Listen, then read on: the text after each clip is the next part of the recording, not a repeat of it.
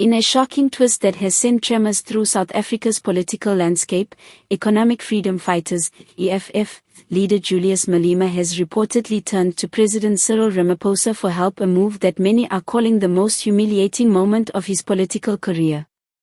This development comes just days after a High Court ruling froze several of Malema's bank accounts and assets amid allegations of money laundering and tax evasion linked to suspicious business dealings involving state contracts and private benefactors. For years, Malema has fashioned himself as the ultimate anti-establishment crusader, the man unafraid to take on the powerful, including Ramaphosa himself.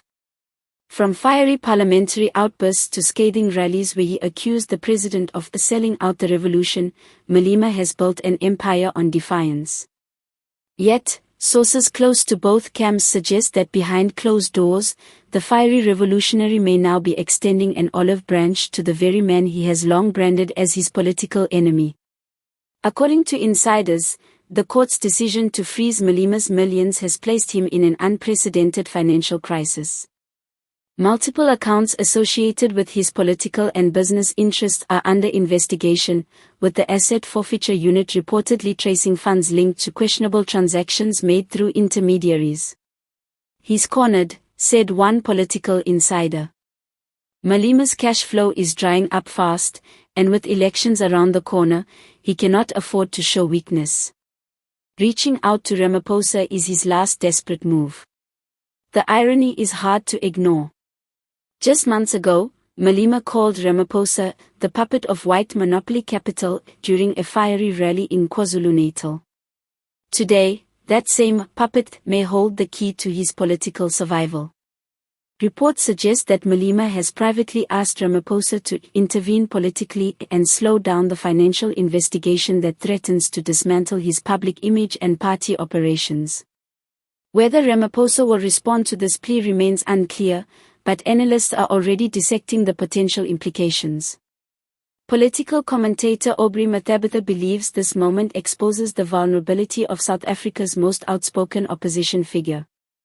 Malema has built his brand on strength, fearlessness, and moral superiority, Mathabitha said. Now, the narrative is collapsing.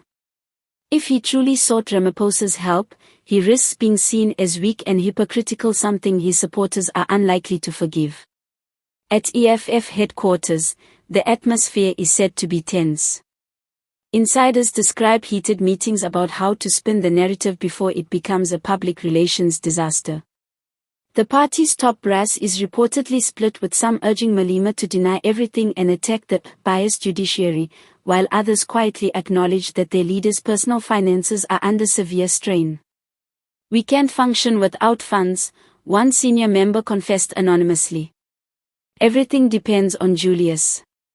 If he falls, the whole movement risks collapse." Meanwhile, social media has erupted with speculation. Hashtags like #Malema exposed, #EFF crisis, and #Julius turns to Cyril have trended for hours, with users mocking the EFF leader's apparent desperation. Some have even posted memes showing Malema kneeling before Ramaphosa, caption, "When the revolution runs out of cash." While Malema has yet to issue an official statement, his silence speaks volumes. For a man known for his rapid-fire responses and unfiltered social commentary, the quiet is deafening. Political watchers say he may be consulting with legal teams and political allies to craft a strategic comeback. But even if he manages to regain access to his accounts, the damage to his reputation may be irreversible.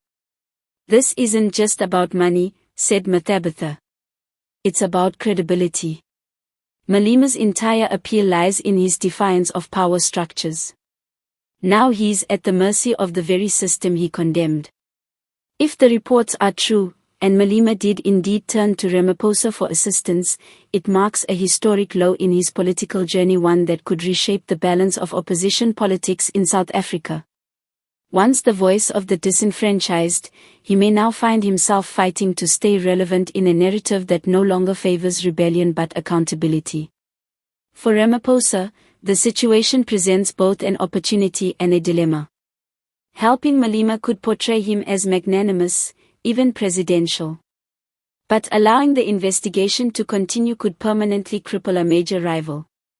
Either way, the tables have turned, and Julius Malema, once the loudest critic in the room, now finds himself begging for the very mercy he never offered to others.